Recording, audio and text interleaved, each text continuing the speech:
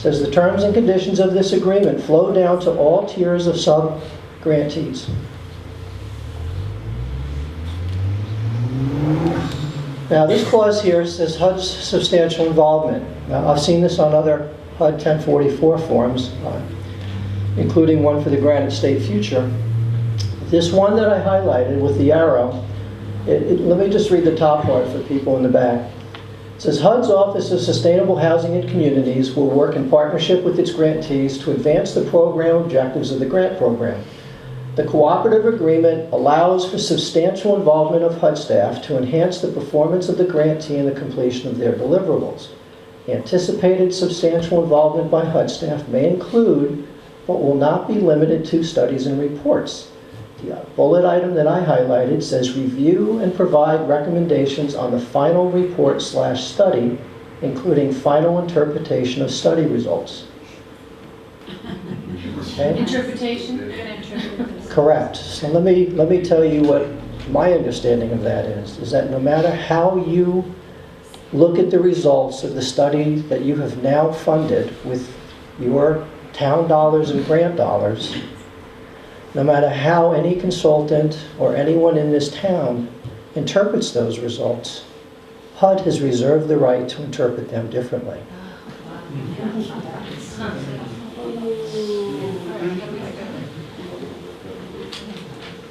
That's your interpretation. Yes, it is. And it says it right here, though. I'm not... No, you're interpreting their language the way you want to interpret it. Well, it says review and provide recommendation on the final report study, including final interpretation of study results. That is HUD's own words. Who signed us up for this? Okay.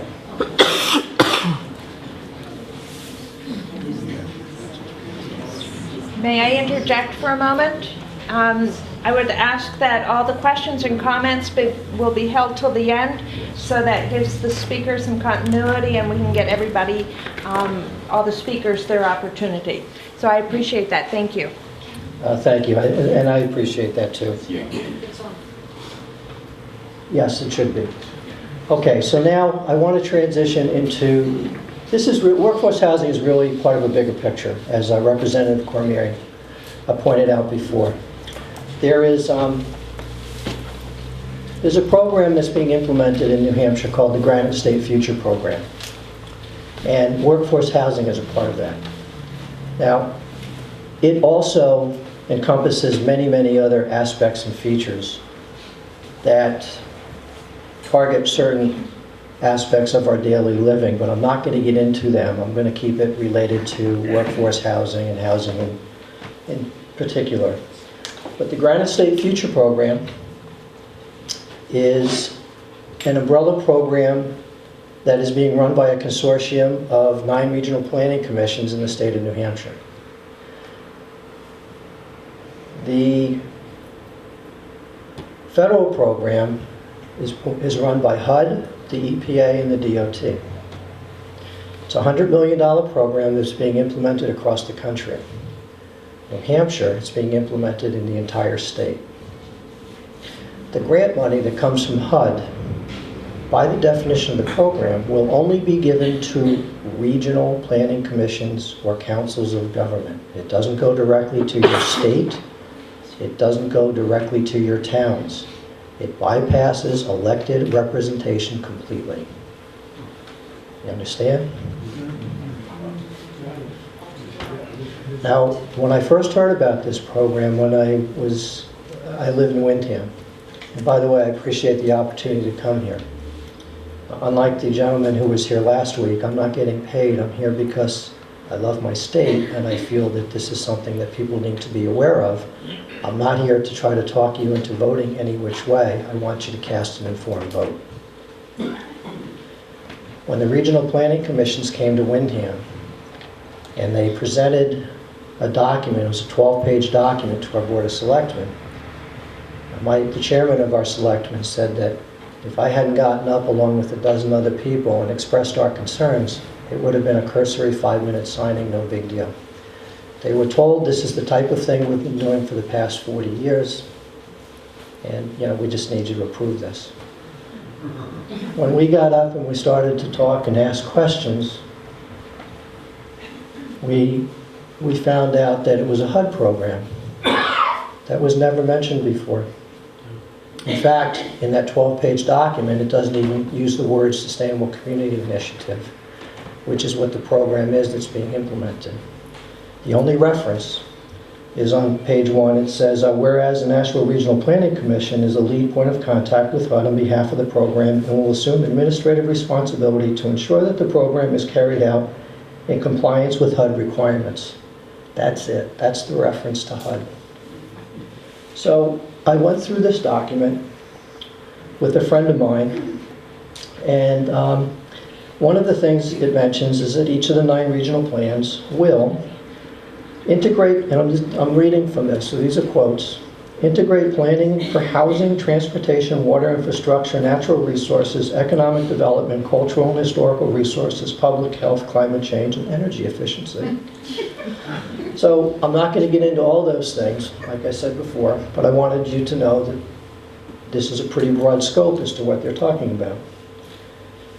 Now it goes on to say that the 9 regional planning commissions will develop the regional plans for each of the 9 regions that consist of the following elements.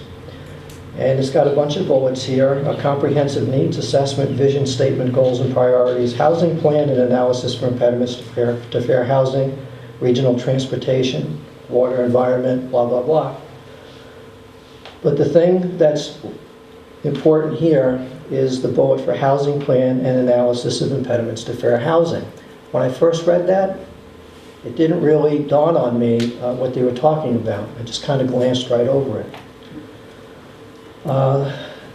Later on, in the document, it talks about each regional planning commission will establish a regional equity team that is comprised of representatives of underserved and marginalized populations in their region that will ensure the voices that these populations are reflected in the regional plan. So when we asked the representative from the Regional Planning Commission, who are the underrepresented populations, who are the underserved, the answer alluded to that Wyndham is a bedroom community.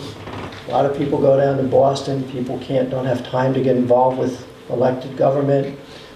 And this is a way to reach out to all those people so everybody has a voice. So I was surprised to find out when I read the Notice of Funding Availability, which is one of those documents, legally binding documents according to the HUD 44. In there they have a definition for underserved populations. It says, the term underserved populations means groups of individuals who fall within one or more categories protected under the Fair Housing Act and who are A, of immigrant population, especially racial and ethnic minorities who are non-English speaking or have limited English proficiency, in rural populations, C, homeless, D, persons with disabilities, E, persons in areas that are heavily populated with minorities, F, populations that have faced generational economic disadvantage. So if we look around the state of New Hampshire, there's a very small percentage of people that fit this description. So I asked the commissioner from the Rockingham Regional Planning Commission, why are they giving extra weight? Why are you seeking them out and not seeking all of us out? Why don't we all have an equal say? Oh no, we're not giving them greater weight. So then I was surprised when we went to the Regional Planning Commission, the National Regional Planning Commission.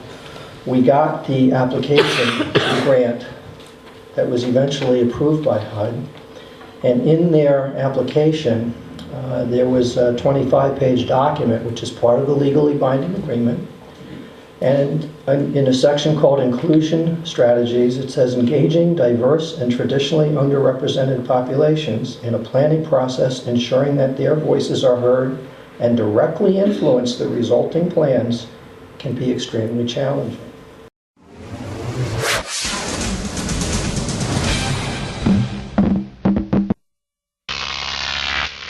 Croc TV.